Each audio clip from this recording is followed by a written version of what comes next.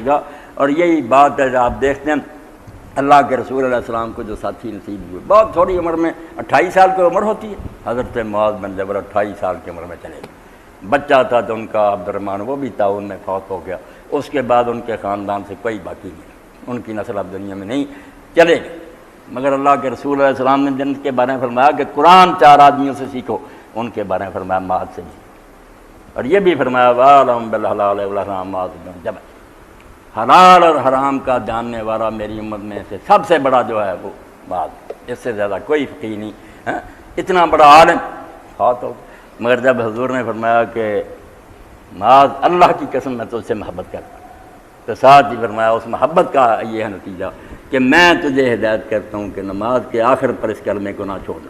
حضور ہدایت کر کے گئے، اب اس کو صاحب مشکات نے لیا کہ دبر الصلاۃ جو ہے وہ نماز کے اندر تحیات میں پڑھے، عام لوگوں نے سمجھا بعد میں پڑھے، دونوں ہی معنی ہو سکتے ہیں۔ فرمایا یہ نہ چھوڑنا، محبت ہے مجھے تجھ سے اس لیے میں بتاتا ہوں۔ اور محبت بھی اتنی کہ جب ہم پڑھتے ہیں آخر زمانہ میں حضور علیہ السلام نے یمن بھیج دیا کہ وہاں جاؤ دین سکھاؤ اور وہاں گورنری کرو، تو نبی علیہ السلام ساتھ چھوڑنے کے لیے۔ اب لوگوں کو جو نہ صرف یہ نہیں تھی محبت کہ حضور مانتے ہم نبی ہے، نبی ایسی رسمی بات نہیں تھی، جان بن گئے تھے حضور ان کے۔ تو نبی علیہ السلام ساتھ جا رہے تھے، مدینہ سے باہر نکلے تو آپ نے فرمایا معاذ تم جانتے ہو کہ میں تمہارے ساتھ باہر کیوں آیا؟ انہوں نے کہا اللہ کے رسول میری دلداری کے لیے کہ آپ مجھے بھیج رہے ہیں، میری عزت افزائی کی۔ فرمایا یہ بات بھی ٹھیک ہے، مگر اس وقت حضور پر بھی غم طاری ہوا، صدمے کا احساس حضور کو۔ آپ نے منہ پھیر کر کہا کہ اصل میں بات یہ ہے معاذ کہ اب تو میری قبر تک سے گزرو، ملاقات نہیں ہو گئی تو میری قبر دیکھو۔ وہ رو پڑے، انہوں نے کہا اللہ کے رسول ایسا معاملہ تو آپ مجھے رخصت نہ کریں، مدینہ میں رہنے دیں، آخری دیدار تمہیں کو۔ فرمایا نہیں، جو دور بھی ہوں گے اگر وہ متقی ہیں تو وہ میرے قریب ہی ہوں، یہ ظاہری فاصلے کوئی نہیں، تقویٰ ہونا چاہیے، تم جہاں بھی ہوگے میرے قریب ہی ہو۔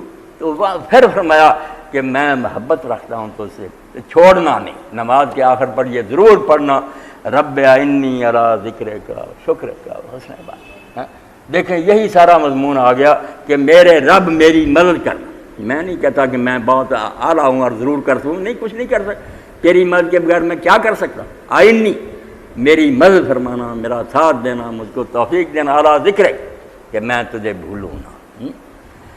اب قرآن کہتا کہ یہ دنیا جو بھول جاتی ہے خدا کو، پڑھے لکھے تو خدا کو بھولتے ہیں، نسوا اللہ فانساہم انفسہم، یہ اللہ کو بھول جاتے ہیں، نتیجہ یہ ہوتا کہ اپنی خبر ہی نہیں جاتی۔ اللہ کہتا اپنے آپ کو بھول جاتے ہیں۔ اللہ کیا؟ مبدا ما شرما۔ غور کریں، اللہ کوئی الگ شے نہیں، کہاں سے آئے؟ اس سوال کا جواب ہے اللہ کی طرف سے آئے۔ جب نہیں تھے کس نے بنایا؟ کیوں آئے ہیں؟ زندگی کا مقصد وہ بتاتا، وہی آئی۔ کدھر جائیں گے؟ ماد کیا؟ لوٹ کر کہاں جانا؟ اپنے آغاز اور انجام کو صحیح جاننے کا نام ہی اللہ کی پہچان ہے۔ یہ پتہ اللہ جب یہ بول جاتا آدمی خبر ہی کوئی نہیں، سب کچھ کرتا ہے، حکیم صاحب فرما رہے تھے چاند پر جاتا سب کچھ باقی ہوتا، مگر اپنی خبر ہی نہیں ہوتی کہ کیوں آئے ہیں، کدھر جائیں۔ حالانکہ دانا نے بالکل صحیح بات کہی کہ یہ بیالوجی والے سبق شروع کر دیتے ہیں کہ جرثومہ کیسے پیدا ہو گیا۔ خرد مندوں سے کیا پوچھوں کہ میری ابتدا کیا ہے، کہ میں اس فکر میں رہتا ہوں میری انتہا کیا۔ جو سوچنے کی بات، پیدا تم ہوگا جس طرح بھی ہو، جانا کدھر، اب کیا بنے گا، ختم ہو جاؤ گے یا بعد میں کچھ دنیا، یہ علم نہیں۔ تو ذکر فرمایا اللہ میری مدد کرے نہ کہ میں بھولوں نہ، ہر حال میں تجھے یاد رکھوں۔ اسی لیے اللہ تعالیٰ قرآن میں کہتا ہے کہ جو مومن ہے اس کے لیے ذکر کوئی مخصوص وقت ہے، ہر عبادت کا کوئی وقت ہے اس کے لیے۔ یذکرون اللہ قیاما وقعودا وعلی جنوب، کھڑے بیٹھے لیٹے ہر وقت انہیں یاد رہتا، زبان ہلے نہ ہلے، زبان کا ذکر بھی مدد دیتا، مگر دل میں سے ان کی یاد رہتی نا کہ میرا ایک مالک ہے، اس نے بھیجا ہے، میں نے اس کو حساب دینا۔